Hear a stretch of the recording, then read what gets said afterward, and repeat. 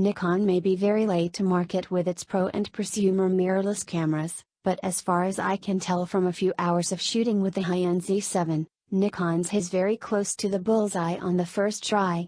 The Z7 is basically a mirrorless adaptation of the excellent but burdensome Nikon D850, while the Z6 is an up-to-date prosumer full-frame. The D610 and D750 are a bit old at this point.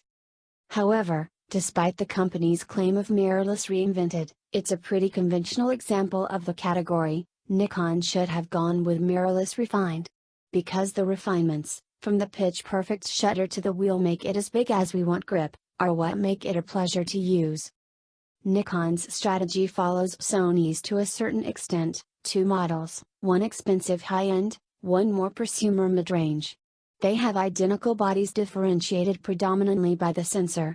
The Z7 and Z6 differ in important ways. The Z7 has a 45.7 megapixel BSI CMOS sensor, no blurring optical low-pass filter and slightly better tonal capture in bright light.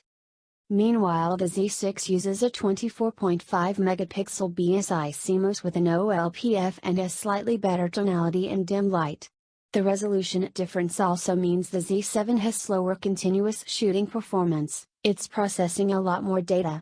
They also have different autofocus area density, probably because there are more on-chip face detection sensors in a chip with more pixels.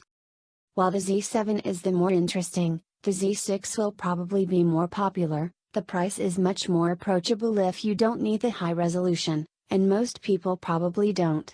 But the Z7's 45 plus megapixels come in really handy if you even only occasionally need to crop deep into a photo, want your photos to look terrific in the evolving 4K and 8K world, retouch down to the pixel for isolating hair or other fine details, or work with high-end print publications.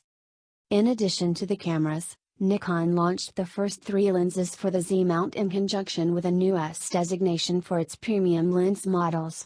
They're optimized for the new system, a 35mm f1.8s, 50mm f1.8s and a 24 to 70mm f4s. What about the image quality? I can only base my judgment about photo quality on JPEGs straight from a pre-production version of the camera. The firmware was extremely early and the raw files completely inaccessible. That means we really have no conclusive information about its latitude for highlight and shadow recovery, color accuracy or tonal range. We also don't know if there's any in-camera correction adjusting for possible issues with the new lenses. But you can safely assume that anything good will still be good, or possibly better, when the camera finally ships. With the samples, remember that browser rendering and scaling doesn't faithfully reproduce the original.